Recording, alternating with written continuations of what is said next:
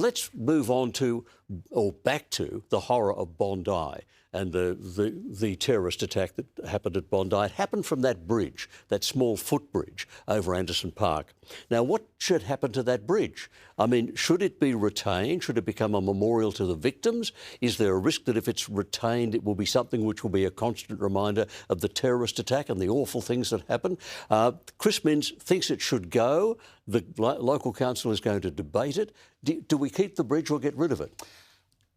I don't think there's any real reason to hold on to something that is obviously going to cause so much trauma to people who will forever associate it with what happened that day. Imagine being a Jewish Bondi resident, having to walk over it, just to get to the beach every time you want to.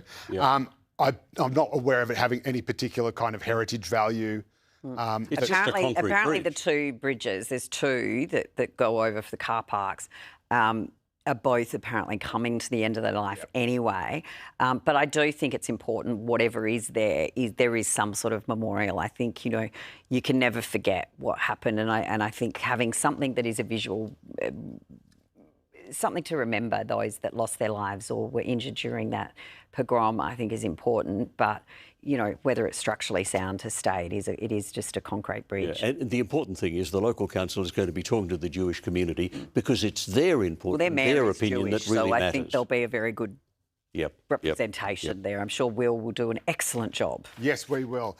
Someone else who's doing an excellent job, I'm sure you'll agree, is the Victorian Premier, Jacinta Allan, although apparently not all her constituents think so. We all know, of course, that Victoria, my old home state, was ravaged by bushfires in recent days, and there have been questions raised about whether the CFA which is their local voluntary country fire authority, like the RFS we have here, whether it has been adequately supplied. And there have been people in the volunteer service plus the opposition have been poring over the budget and saying, look, you've actually cut our budget and cut our resources in real terms. Now, Jacinta Allan has, of course, denied that, but that has not stopped her from being met with a very fierce reception when she went to tour the bushfire-affected areas recently. Have a look.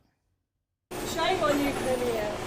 How are you today? I'm really bad, as everybody else, but shame on you, government, for what you've done to cause this situation and what you're doing to not help it now. Hello, how are you? Shame on you! So there you go. Obviously, there she's heading for the ministerial car. I've got to say, as with Scott Morrison in 2019, I do not like, even from people, and even as we saw with Anthony Albanese at the memorial service, even with people who I know have suffered a huge amount of trauma and who are extremely angry, I don't like the idea of booing or screaming at our political leaders in times of crisis. I think it is time that we have to pull together as a nation. I didn't like it when it happened at Scott Morrison.